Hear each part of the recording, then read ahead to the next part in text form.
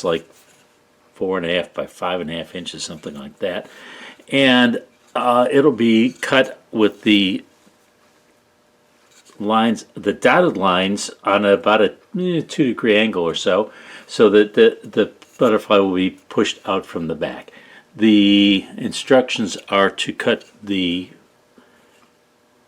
other cuts first, the ones with the solid lines, and I'm going to do that, and then I'll come back and make the relief cut, which will be just one cut along the outside.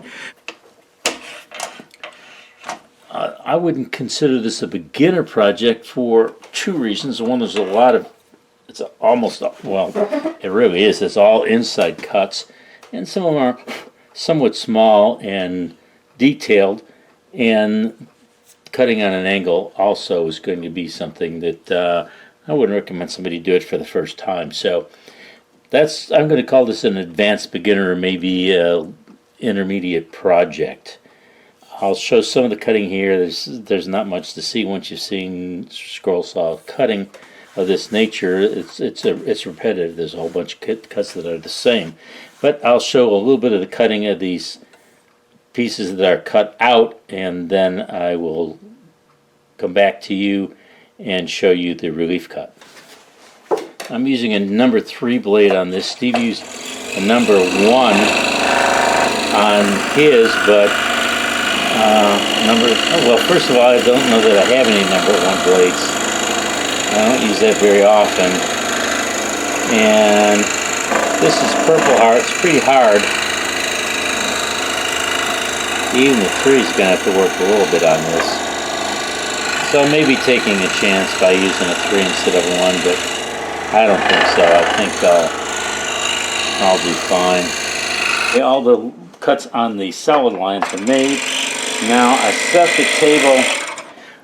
the table at a little bit over a 2-degree tilt to the left, I think it is. Anyway, I'd experimented on some scrap before. So now I make this one long continuous cut on the outside of the butterfly.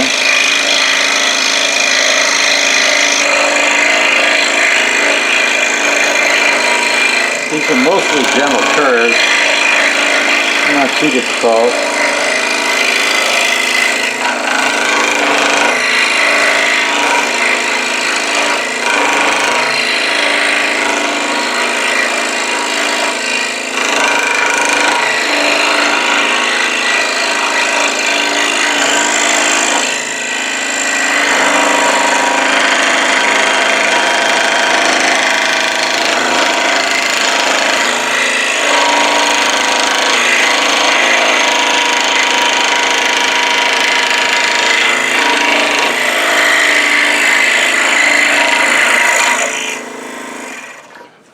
Alright, there we go. It's one long cut. There's a couple places there.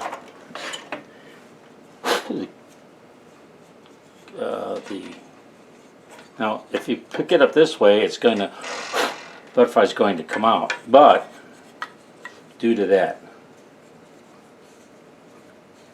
bevel, when you push it this way from the back to the front, it's got that relief cut. You can see it maybe a little better from the side and from the back, but it's kind of an interesting effect. Anyway, I was going to say there's this couple of really tight curves, angles in there, and sometimes when you're making a real tight cut like that, you can make it in a waist area, but there is no waist area on this. So you have to make it as tight as you can make it. Thing is, once you're done with it, nobody's going to know where the lines were. All they're going to see is what you cut. So if you make it a little bit less sharp and a little bit more of a curve, not likely anybody's going to notice or say, whoa, you really screwed that one up. So once again, there we go. That's the wood. Yeah, that was a little over 2 degrees of tilt to the table, so I think that's gives you a nice little relief there. just a tiny bit of sanding going to be needed on this, and then